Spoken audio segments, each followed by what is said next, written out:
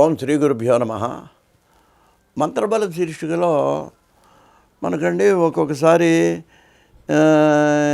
ఈ పోయిన వస్తువులు లభించాలంటే పాపం ఏవో ప్రశ్నలు అడుగుతుంటారు, కొంతమంది అంజనాలు వేస్తుంటారు, పాపం ఏవో ఏదనండి తూర్పు దిక్కునుందని చెబుతుంటారు, ఏవో రకరకాల బాధలు పడతారు. ఏంటంటే ఆశ కదండి కొంచెం ఆ వస్తువు పోయినప్పుడు.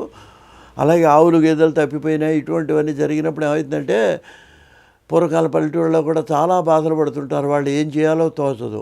అటువంటి వాటికి మరి పోయిన వస్తువు మనకు లభించాలంటే ఒక మంత్రం ఉందండి. అది కనుక మనం కొంతకాలం కొన్ని రోజుల పాటు అది రోజుకో స్నానం చేయగానే 11 సార్లు చెప్పించినట్లయితే తప్పకుండా నష్టద్రవ్య ప్రాప్తి లభిస్తుంది అని మన పెద్దవాళ్ళు చెప్తారు. దాన్ని మీకు మనవి చేస్తానండి.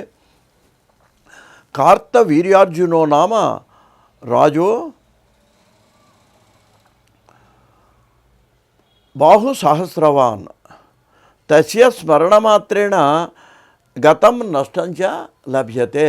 ఇదండి మంత్రపూరితమైనటువంటి శ్లోకం. ఈ శ్లోకం జాగ్రత్తగా మళ్ళీ ఒకసారి చదువుతాను, వినండి. కార్తవీర్యార్జునో నామ రాజా బాహు సహస్రవాన్ తస్య స్మరణమాత్రేణ గత నష్టం చ లభ్యతే. కార్తవీర్యార్జునుడు అనేటువంటి రాజుగారటండి. ఆయనకి 1000 చేతులు, సహస్రబాహువాన్ 1000 చేతులు కలిగినవాడు. ఆయన్ని గనక స్మరిస్తే నష్టద్రవ్య ప్రాప్తి లభిస్తుంది అని మన పెద్దవాళ్ళు చెప్పారండి. అంటే ఏంటనమాట, ఆయన అంత గొప్ప మహాత్ముడు అండి. ఆయన్ని స్మరిస్తేనే ఆ వస్తువు మళ్ళీ తిరిగి ఏదో ఒక జంతువు ఇదేంటి ఒక ఆవు తప్పిపోయింది అనుకుంటే మన గుమ్మ దగ్గరికి వచ్చేస్తుంది, తిరిగి వస్తుందని. దానికి ఆ కార్తవీర్యార్జున స్మరణ వలన మనకి నష్టద్రవ్య ప్రాప్తి లభిస్తుందని పెద్దలు చెప్తారు. మరొకసారి మళ్ళీ మనవి చేస్తారు. కార్తవీర్యార్జునో నామ రాజా బాహుసహస్రవాన్ తస్య స్మరణమాత్రేణ గతం నష్టంచ లభ్యతే. స్వస్తి.